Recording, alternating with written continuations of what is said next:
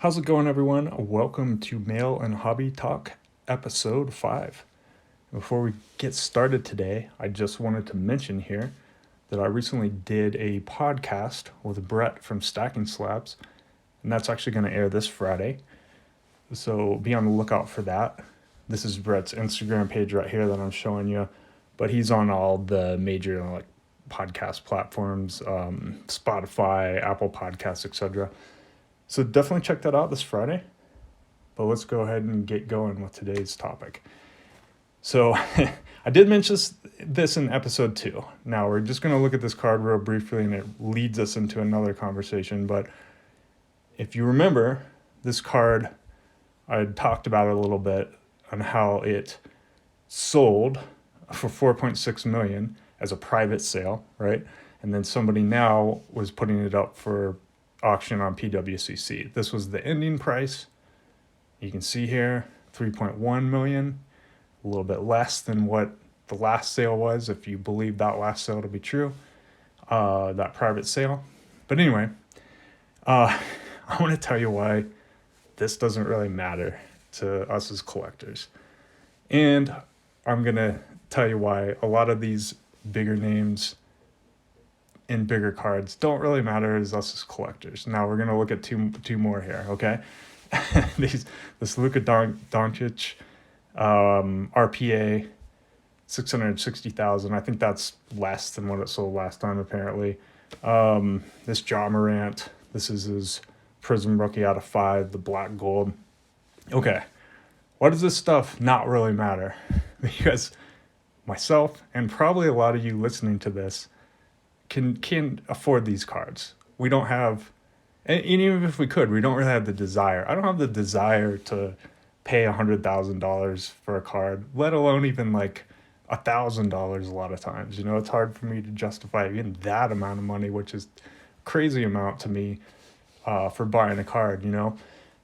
So these high-end sales guys don't look at this really as an overall window into the market. Just because high-end sales are going down, there could be a lot of reasons for that. I kind of think a lot of these guys are getting out of it simply because they see it's going to keep going down, which it probably is for a lot of these higher-end cards. They're getting out now so that they don't take a bigger loss, you know, down the road, couple months, a year from now, whatever. But hey, let's look back at what happened in the last 2 years. This is inevitable, in my opinion, that these cards are going to decrease in value. They shot up so quickly. It's really just, it's going to happen. A lot of these high-end cards are just being swapped among these guys that could afford this, and we're speculating, we're investing in them. They're just swapping from one person to the next, trying to get a higher sale the next time. That's really slowed down. The economy's slowed down. I think that, overall, these are still interesting to look at, but the emphasis people put on them is a little bit too much, in my opinion. And I'm going to get into a topic here about collecting rookies. It's something I used to do a lot, and I know a lot of people get back into the hobby, they do that. But all these guys, even these big ones like the Luka and the Ja Morant and stuff like that, they haven't really done anything yet. So for them to justify these prices, we got to really go back and say, how does that happen? And I think you can do this with any rookie. So that's what kind of my next topic is going to be. First of all, let's just collect, let's have fun. I see a lot of cards still holding value, and kind of like the lower and mid-range stuff is actually holding pretty well. So it's not all doom and gloom. I'm able to buy stuff now for a lower price than I was, the stuff that I collect, so that's really cool. So yeah, it's kind of shifting, but I don't see like this huge, drop off a cliff, everything's going down. I don't really see that perspective, but I wanted to get into how you can collect a rookie and not get burned. So let's just take, for example, Ja Morant. What you want to do is you want to say, what's his highest ceiling? What do people, compare him to when he got drafted or nowadays? And I don't really know the answer to this. I'm going to just make an assumption and say it's Kobe Bryant, right? Let's go back and look at some Kobe Bryant rookie cards that sold recently. And this is a good way to do it. I'll tell you why this is, it's something that I would suggest doing. You can go and look at a similar type card, and it's kind of hard to do with Kobe because we don't really have those gold prisms that year or whatever. But just take your best guess. Take like his, I don't know, finest atomic refractor or something like that. Search for that and see what it last sold for. And this is a really great website to do it, 130point.com. You can go over there. You can go to the menu and then go to eBay sales.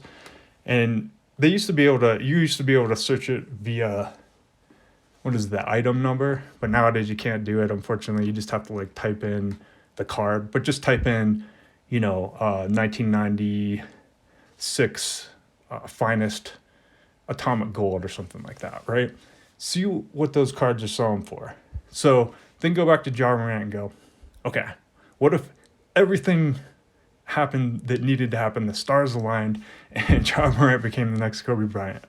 What am I really looking at for a price? And then that's how you can say, am I spending too much on it? And I guarantee, even though those cards have gone up, they're not numbered, it's not this out of 5 exclusive and all that. They're still it's gonna surprise you, these all-time greats, what those prices really are compared to what people are buying them for now. $90,000, $100,000 for these cards. Is that going to stand the test of time? Even if this guy is everything that everyone said he was, he has, 5 rings, multiple MVPs, multiple all-star appearances, whatever, breaks records. Is that something that you want to invest your money in? And this is, even for a lot of us, we can take this back to a couple $100. Do I want to spend a couple $100 on X player? Let me go look at some, guys that have had Hall of Fame careers and see what their stuff is selling for now. Should I be dropping that money? A couple thousand, whatever, whatever your kind of budget is. So I don't know. Hopefully that's kind of interesting to you. That's the way I do it nowadays. I don't jump right in and go into the deep end with rookies anymore. I kind of keep it more to Nuggets players, but this is kind of something I've done over the years, especially these past couple of years. It's hard to look at prices and do this sometimes, but I think if you look at the here and now, and you could go look at something like Card Ladder to get historical data, but I think the here and now is good because it's what you're going to be paying now, and it's also going to be like what Hall of Fame players are going for now, and that's more current pricing. So anyway, that's my suggestion. If you're going out and trying to justify spending a lot of money on unproved talent, go take a look and see what their ceiling might be and base your opinion on that instead of just getting tied up in the hype. All right, guys, and I wanted to jump to this one next. This is one that Kyle from Wax Museum podcast did that I really liked. He's explaining the difference between jersey and patch relics. Why does it matter? A lot of bigger companies even nowadays will get the term confused. They tell you it's a patch card when it's actually a jersey card. Go check this one out to find out the definite difference, and I think it's good knowledge to have. Moving on to things that happened in the junk slab era. This guy. Good riddance. I haven't seen him around in a while and hope to never see him again. All right, moving on to mail. So I got some cool ones for you today to check out. I got this Gallinari rookie out of Topps Treasury. This one is jersey number. So I was pretty excited to win this one. I do have a couple other of these cards. I think I even have the out of 25 variation as well. Cool to win the jersey number recently. Want to see my post from yesterday? I got this dribbling Derek Garbage Pail Kids gold refractor. Pretty awesome. These are out of 50. But I also did get a big lot of these in. I bought a bunch all at once, and these were going for like $50 plus about a year ago. And I just was, I'm going to wait it out and try to get some that I like later on. And I'm glad I chose to do that because I got these for 20 or less each. So pretty awesome. This is one I actually owned as a kid. Matt Rat. Actually, a lot of these I owned as a kid. This is, I think this second series. This is actually a variation card. It's like I don't know, maybe they tell you on the back. Yeah, returning, because there's the original card and then they just did a different design. Pretty cool. Dizzy Dave from second series. Rob Slob. Tongue Tied Tim. Smelly Kelly. Yeah, a lot of second series stuff. But anyway, pretty cool to win those for 20 or under, I thought.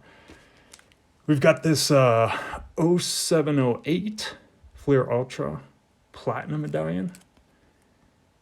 And these were actually the lowest numbered Platinum Medallions. Now, they're not really the greatest looking. A lot of the other Platinum Medallions had like really cool hollow foil. This one just has, I don't know, like gold or something. So not like the most appealing to look at, but they are pretty hard to come by. I think I'm 2 or 3 away from the set on that, but they just rarely come up. So I saw this one come up by it now and grabbed it. And we've got a card I bought back in September. It finally showed up. I guess it got lost in the mail, but it's this Mosaic Gold of Gallinari. Pretty cool card, but back when he was on the Thunder. I've talked crap in the past about Mosaic, but some of their designs are pretty decent. This one looks nice. Finally got that one in. And then we got 2 for my Nuggets sign set. We've got Darnell Hillman. Pretty nice signature there for him. And Robert Weirdan from Old School Hoops. What was this, 92 Hoops or 93? So yeah, for those of you who don't know, I'm going after Nuggets in-person autos when I can find them for a decent price, putting a little binder together of those. And yeah, that's what I got this week, guys. Thank you again for watching, and definitely listen to the Stacking Slabs podcast this Friday.